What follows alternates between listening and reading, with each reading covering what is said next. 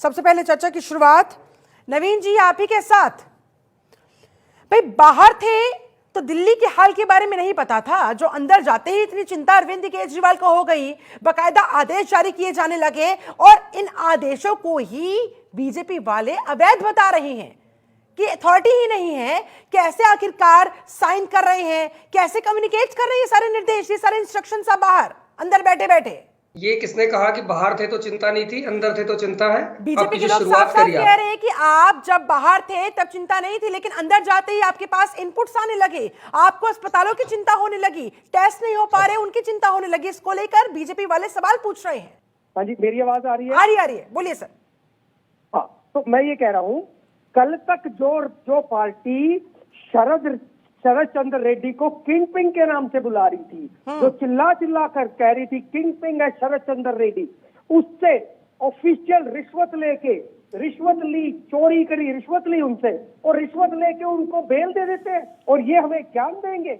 एक पैसा ईडी केजरीवाल जी के ऊपर रेड डाल के मनीष सिसोदिया जी के ऊपर एक चवन्नी नहीं निकाल पाए और साथ इतने बड़े डकैत हो गए हैं भारतीय जनता पार्टी वाले। आप चवन्नी की बात कर रहे हैं, ईडी छोड़ देते हैं बीजेपी को छोड़ देते हैं।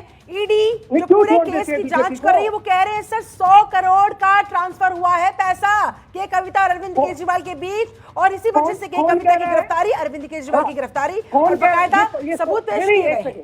आप कह रहे हैं चवन्नी नहीं मिला, कौन कह रहा है? मैं एक सेकंड, ये ईडी कह रही है, ईडी के वकील कह रहे हैं कोर्ट के अंदर।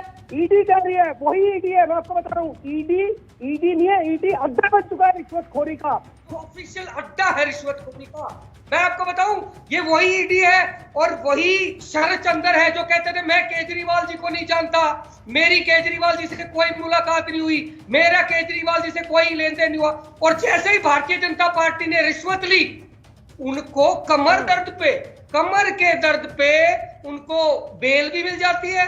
शरद चंद्र जी को शर्म आनी चाहिए, भारतीय जनता पार्टी को कमर के दर्द पे उनको बेल मिल जाती है। इन आरोपों पर तो जवाब दीजिए कि आप जो आदेश जारी करवा रहे हैं वो सिर्फ इमोशनल सेंटिमेंट्स क्रिएट करने के लिए, माहौल बनाने के लिए, ऐसा कुछ हो ही नहीं रहा है। क्या ये दस्तावेज फर्जी है, फेक है?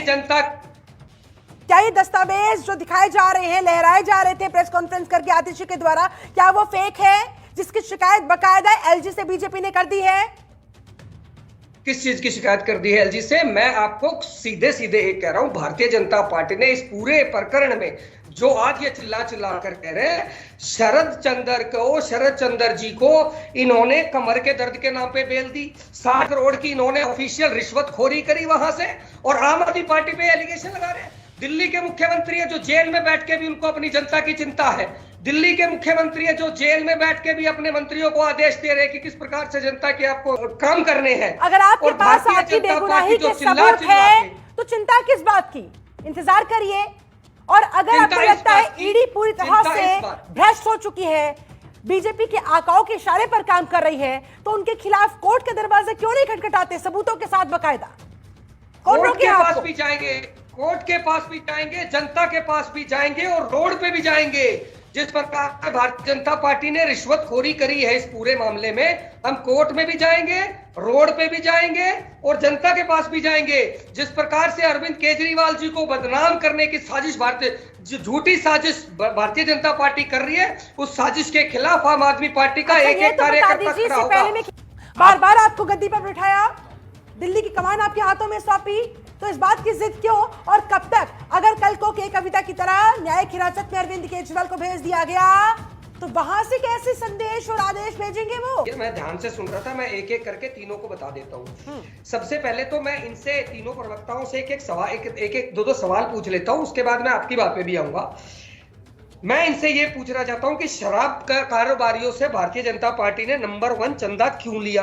नंबर 2, गुजरात जहां पे शराबबंदी, तथाकथित शराबबंदी जो गुजरात में चल रही है, वहां पे अनऑफिशियल तरीके से शराब का हजारों करोड़ रुपए का धंधा भारतीय जनता पार्टी गुजरात में कैसे चला रही है? शराब का अवैध कारोबार कैसे चल रहा है गुजरात के अंदर? तीसरी बात, जिनको इन्होंने किंग पिंग कहा, जिनको इन्होंने कहा कि शराब के घोटालेदार शरद चंद्र रेड्डी, उनसे चंदा लेकर उनको कैसे जमानत मिल जाती है ईडी से? ईडी जो अड्डा बन गया है रिश्वतखोरी का, अजीत पवार और छगन भुजबल पर ये लोग क्या कहना चाहते हैं? ये 4 बातों पे मैं इनसे सवाल पूछना चाहता हूं। दूसरी बात कही कि कहां से चिट्ठी आ रही है, कहां से चिट्ठी नहीं आ रही है, कौन कहां से सरकार चला सकता है, कौन। भाई अगर वहां से चिट्ठी नहीं आ सकती तो आप कानूनी कार्रवाई कर लीजिए ना।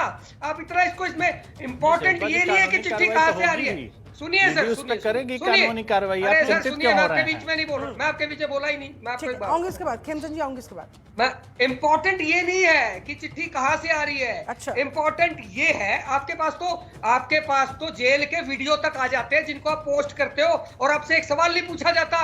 मीडिया भी खड़े खड़े देखती है, आपसे एक सवाल नहीं पूछा जाता कि जेल के अंदर से भाजपाइयों के पास वीडियो आ कहां से गया।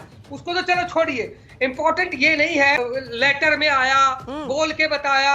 इंपॉर्टेंट ये है कि दिल्ली के मुख्यमंत्री, जैसे कि शिल्पा जी आपने कहा, जिसको जनता ने प्यार दिया, वो मुख्यमंत्री आज भी उस जनता के काम की चिंता करता है, जेल के अंदर बैठ के भी। इंपॉर्टेंट ये है कि संदेश कैसे आया, इंपॉर्टेंट नहीं है। इंपॉर्टेंट ये है कि संदेश क्या आया। इंपॉर्टेंट ये है कि तो दिल्ली का आप मुख्यमंत्री जेल में उन्हीं बैठ के लोगों भी क्या को, करना चाह रहे उसी हैं। प्यारी जनता को ये भी बता दीजिए ना कि कब तक ये संभव है, कब तक आप अगले नाम पर विचार नहीं करेंगे। अगर न्यायिक हिरासत में वो चले गए, हिरासत, गिरफ्तारी, जेल के अंदर से वो कैसे जनता की चिंता कर पाएंगे? उसके बाद तो उन्हें किसी न किसी को सामने लाना पड़ेगा ना, सरकार की कमान उसे सौंपनी पड़ेगी। हाँ, तो मैं उस पर भी आ जाता हूँ। ऐसा कौन सा कानून है, ऐसा कौन सा कानून है जिसमें यह लिखा हुआ है कि आप जेल से सरकार नहीं चला सकते? मैं पूछना चाहता हूँ।